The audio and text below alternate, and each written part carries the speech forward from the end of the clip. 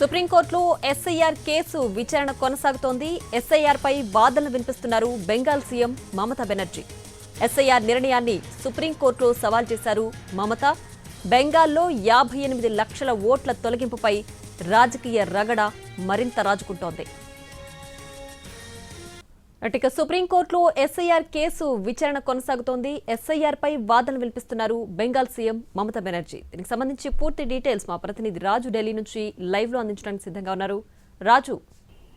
ప్రియా, దేశ చరిత్రలో ఒక కీలకమైనటువంటి ఘట్టాన్ని ప్రస్తుతం సుప్రీంకోర్టులో చూస్తున్నాం. ఎందుకంటే ఏకంగా తన రాష్ట్రంలో జరుగుతున్నటువంటి స్పెషల్ ఇంటెన్సివ్ రివిజన్ ఏదైతే ఉందో, ఎస్ఐఆర్ పేరుతో జరుగుతున్నటువంటి ఓటర్ల జాబితా సవరణకు సంబంధించినటువంటి కేసులో స్వయంగా బెంగాల్ ముఖ్యమంత్రి మమతా బెనర్జీ రాష్ట్రం తరపున వాదనలు వినిపిస్తున్నారు.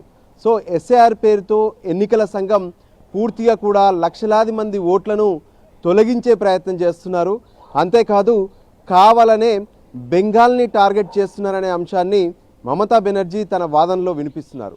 ముఖ్యంగా ఏదైతే బెంగాల్లో ఎప్పుడైతే ఎస్ఐఆర్ నిర్వహిస్తామని చెప్పి ప్రకటించారో, సో ఇప్పుడున్నటువంటి ప్రస్తుతం ఉన్నటువంటి ఓటర్ జాబితా ఏదైతే ఉందో ఆ జాబితాను బేస్ చేసుకొని మాత్రమే ఎన్నికలు నిర్వహించాలి.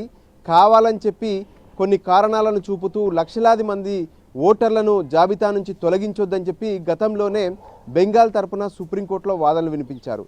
అయితే వాటన్నిటినీ పక్కన పెడుతూ ఎన్నికల సంఘానికి సుప్రీంకోర్టు కొన్ని కీలకమైనటువంటి ఆదేశాలు ఇచ్చింది. ఏదైతే ఇప్పటి వరకు ఉన్నటువంటి లాజికల్ డిస్క్రెపెన్సీ ఏదైతే ఉందో, సో దాని ప్రకారం ఎవరెవరైతే ఓటర్లను తొలగిస్తున్నారో వాటికి సంబంధించినటువంటి పూర్తి సమాచారాన్ని గ్రామ పంచాయతీలతో పాటు వార్డు కార్యాలయాల వద్ద ప్రదర్శించాలని చెప్పారు.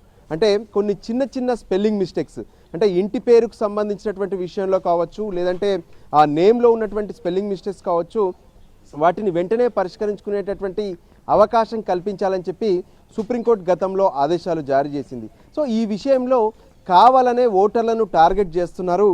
పైగా ఫెస్టివల్ సీజన్ కావచ్చు, మరోవైపు హార్వెస్ట్ సీజన్, ఇవన్నీ కూడా బెంగాల్లో కొనసాగుతున్నాయి. సో అటు బిఎల్ఓస్ అయితే ఇప్పటి వరకు దాదాపు 100 మంది చనిపోయారు. వాళ్ళపైన కూడా పెద్ద ఎత్తున ఒత్తిడి తీసుకొస్తున్నారు, కావాలనే బెంగాల్ను టార్గెట్ చేస్తున్నారంటూ కూడా మమతా బెనర్జీ తన వాదనలు వినిపించింది. మొదట మమతా బెనర్జీ తరపున, అంటే ఏదైతే బెంగాల్ ప్రభుత్వం తరపున శ్యామ్ దివాన్ వాదనలు వినిపించారు. ఆ తర్వాత తనకు ఈ ఎస్ఐఆర్ పైన వాదనలు వినిపించేందుకు 5 నిమిషాల సమయం ఇవ్వాలని చెప్పి చీఫ్ జస్టిస్ను స్వయంగా ఏదైతే పిటిషనర్ బెంచ్ నుంచి మమతా బెనర్జీ కోరారు. దానికి అనుగుణంగా chief justice of India justice Suryakant అవకాశం ఇవ్వడంతో రాష్ట్రంలో ప్రస్తుతం జరుగుతున్నటువంటి ఎస్ఐఆర్ పేరుతో బెంగాల్ మొత్తం కూడా టార్గెట్ చేస్తున్నారు.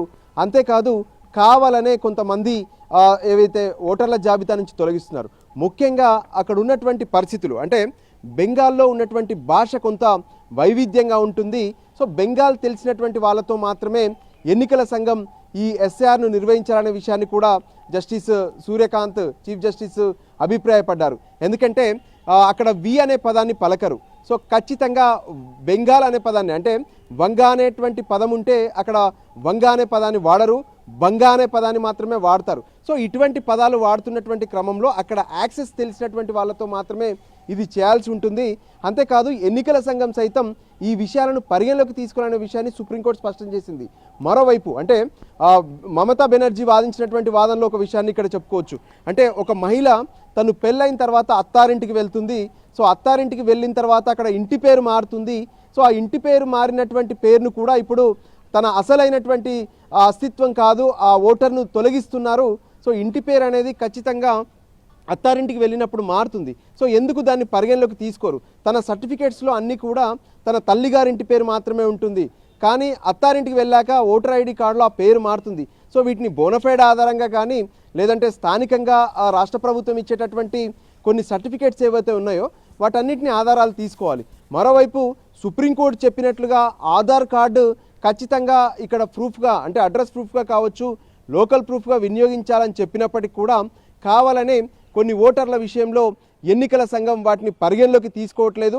పైగా బిఎల్ఓస్ ఎవరైతే క్షేత్రస్థాయిలో పనిచేస్తున్నటువంటి బిఎల్ఓస్ ఉన్నారో వాళ్ళపైన పెద్ద ఎత్తున హరాస్ చేస్తూ దాదాపు ఇప్పటికే 100 మంది ఎన్నికల సంఘం పేరు చెప్పి వాళ్ళు చనిపోయారు. సో వాళ్ళకి సంబంధించినటువంటి సూసైడ్ నోట్స్ కూడా ఉన్నాయి. మరికొన్ని డీటెయిల్స్ అన్నీ కూడా సుప్రీంకోర్టు ముందు పెడుతున్నానంటూ అటు సీఎం మమతా బెనర్జీ సుప్రీంకోర్టులో వాదనలు వినిపిస్తున్నారు. ప్రస్తుతం ఈ కేసు ఇంకా విచారణ కొనసాగుతుంది. ప్రియా.